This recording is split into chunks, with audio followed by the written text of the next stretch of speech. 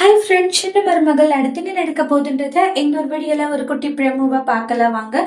என்னதான் இங்க நடக்குது, இங்க நடக்கிறது ஒண்ணுமே புரியல அப்படின்ற மாதிரிதான் ரொம்பவே அதிர்ச்சியில இருக்காங்க தமிழ் செல்வி. நீங்களாய் குழந்தை இது மாதிரி பண்ணி வச்சுட்டு ஒண்ணு ஒண்ணும் தெரியாதவங்க மாதிரி நடிச்சிட்டு இருந்திருக்கீங்க. என்ன மாதிரியான மோசமான ஆளுங்களா இருக்கீங்க நீங்கன்றாங்க. எனக்கு என் குழந்தை வேணும்ன்ற மாதிரி சொல்றாங்க. எந்த காரணத்தை கொண்டோன்னு என் குழந்தைய எங்க ஒப்படைக்க மாட்டேன்றாங்க. என் குழந்தைய நானு கூட்டிட்டு போகணும், தயவு செஞ்சு என் குழந்தைய விட்டுடுங்கன்றாங்க. நான் கொஞ்சம் சொல்றத கேளுமா அப்படின்ட்டு எவ்வளவோ கருப்பெல்லாம் சொல்லிட்டு இருக்காங்க. போதுன்னு இனி யாரு சொல்றீங்கன்னு நான் கேட்கிற ஒரு இதுல இல்லவே இல்லைன்றாங்க. தயவு செஞ்சு என் குழந்தைய கொடுத்துட்டீங்கன்னா நான் என் பாட்டுக்கு என் வேலையை பார்த்துட்டு போயிட்டே இருப்பேன்றாங்க. ஏமா எல்லாத்துக்கும் இப்படி அவசரப்படாதம்மா, கொஞ்சம் பொறுமையா இருமான்றாங்க. எதுக்கு நான் பொறுமையா இருக்க சொல்றீங்க? இன்னும் எதுக்காக நான் பொறுமையா இருக்கணும் சொல்லுங்கன்றாங்க. இருந்த வரைக்கும் எல்லாமே போதும்ன்றாங்க. நடந்து முடிஞ்சிருச்சு எல்லாமே. இனிமேலும் அப்படி இருக்கணும்ட்டு எங்களுக்கு எந்த ஒரு அவசியமும் கிடையாதுன்றாங்க.